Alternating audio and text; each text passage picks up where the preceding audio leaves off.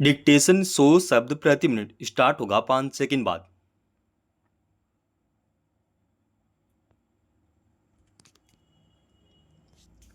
Start. राजनेताओं में यह प्रवृत्ति पिछले कुछ समय से काफी तेजी से पनपी है कि वे सार्वजनिक मंचों से अशोभन अमर्यादित और भड़काऊ बयान देना अपनी शान समझते हैं।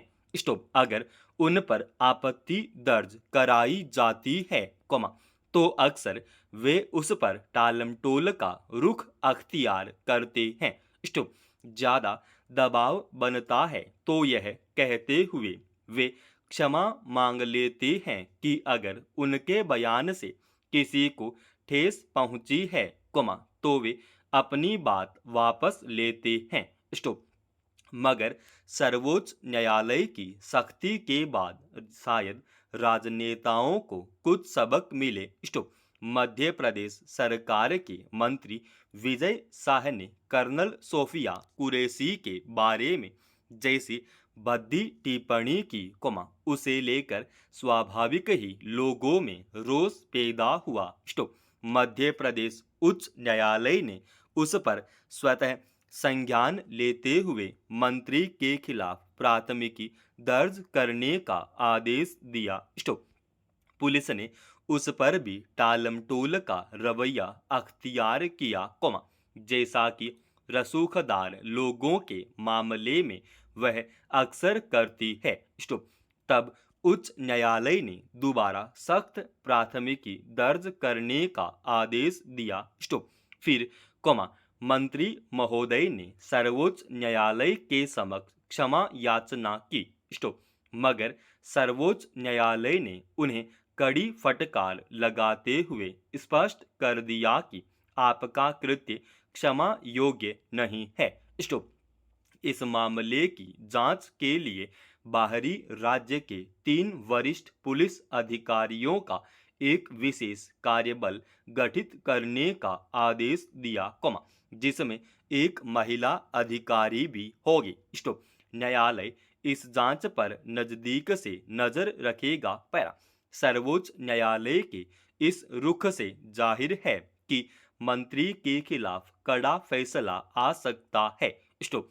किसी निष्ठावान सैन्य अधिकारी का संबंध आतंकवादियों से जोड़ना न केवल उसका अपमान करना बल्कि पूरी सेना का मनोबल गिराने का प्रयास कहा जा सकता है।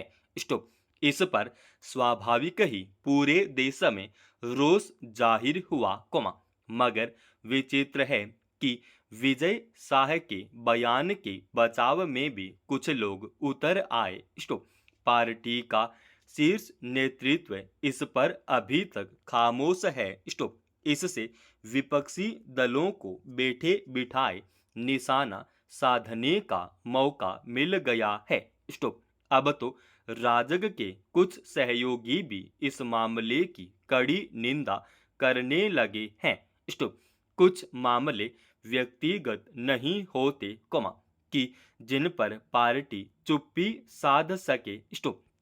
अनेक मामलों में देखा जाता रहा है कि जब भी कोई बड़ा नेता इस तरह अपने किसी बयान के कारण विवादों में घिरता है तो पार्टी उससे अपने को अलग कर लेती है। स्टॉप।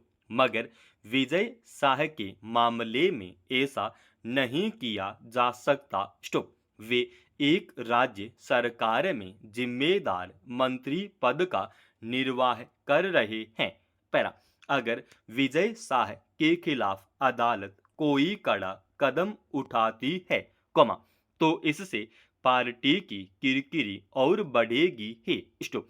इस तरह के बयान देने वाले नेताओं को संरक्षण देकर आखिरकार पार्टियों की साख पर ही धब्बा लगता है। स्टॉप। अपने नेताओं को अनुशासन का पाठ पढ़ाना पार्टी के शीर्ष नेतृत्व का दायित्व होता है। स्टॉप। फिर सवाल मध्य प्रदेश सरकार पर भी उठे ही हैं कि आखिर मुख्यमंत्री किन दबावों में एक विवादित नेता को मंत्री पद से बरकरार रखे हुए हैं। स्टॉप। किसी भी राजनीतिक दल के लिए यह अच्छी बात नहीं मानी जाती कि उसके किसी नेता को अनुशासित करने के लिए अदालत को कदम उठाने पड़े। स्टॉप। इतना कुछ हो जाने के बाद विजय शाह को खुद भी शायद इस बात का एहसास नहीं हो पाया है कि उन्होंने गैर जिम्मेदाराना बयान देकर अपने और पार्टी के लिए मुसीबत खड़ी कर दी है। पहला, भारत में पाकिस्तान के लिए जासूसी के आरोप में एक महिला समेत कई व्यक्तियों की गिरफ्तारी के बाद वहां की खुफिया एजेंसी के भारत में जाल को लेकर चर्चा तेज हो गई है। स्टॉप। पाकिस्तान की करतूतें किसी से छिपी नहीं है। स्टॉप।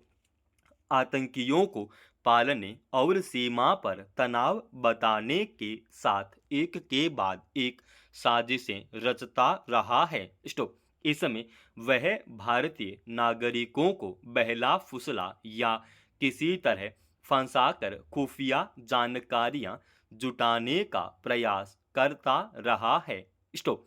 ऑपरेशन सिंदूर के बाद चलाए गए विशेष अभियान के तहत जिस तरह एक के बाद एक पाकिस्तान के लिए जासूसी कर रहे लोग गिरफ्तार हो रहे हैं, उससे स्पष्ट है कि उसका संजाल काफी फैला हुआ है।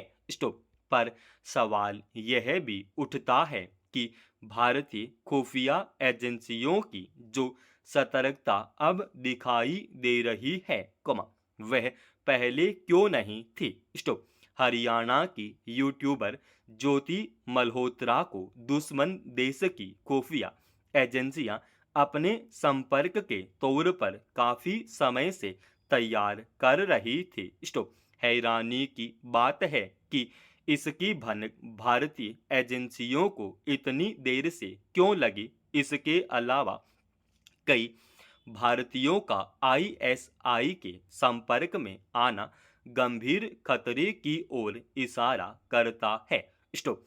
एनआईए ने कैथल में एक पाक जासूस को पकड़ा, तो पंजाब पुलिस ने सैन्य जानकारी साझा कर रहे गुरदासपुर के 2 लोगों को गिरफ्तार कर लिया। स्टॉप। अब तो जासूसी की जांच उत्तर प्रदेश के रामपुर तक जा पहुंची है। पर ऐसा लगता है कि पहलगाम आतंकी हमले के पहले से पाकिस्तान, भारत में जासूसों का जाल बना रहा था। स्टॉप।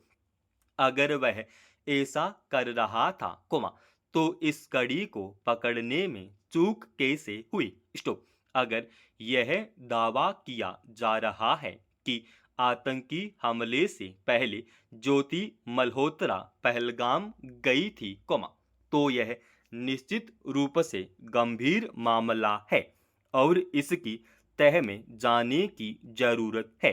स्टॉप। कुछ जासूसों का राजनीतिक संपर्क भी देखा गया है। स्टॉप। डीआरडीओ के एक वैज्ञानिक की गिरफ्तारी को लोग आज भी नहीं भूले हैं। स्टॉप।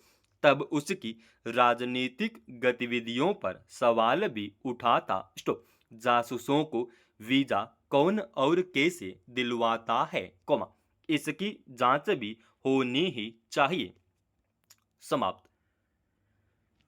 दोस्तों, रोजाना ऐसे ही एडवांस डिक्टेशन के लिए चैनल को आप अभी सब्सक्राइब कीजिएगा और आज की इस डिक्टेशन का पीडीएफ फाइल हमने हमारे Telegram channel study with HP Swami पर डाल दिया है, जिसका लिंक इसी वीडियो के डिस्क्रिप्शन में डाल रखा है।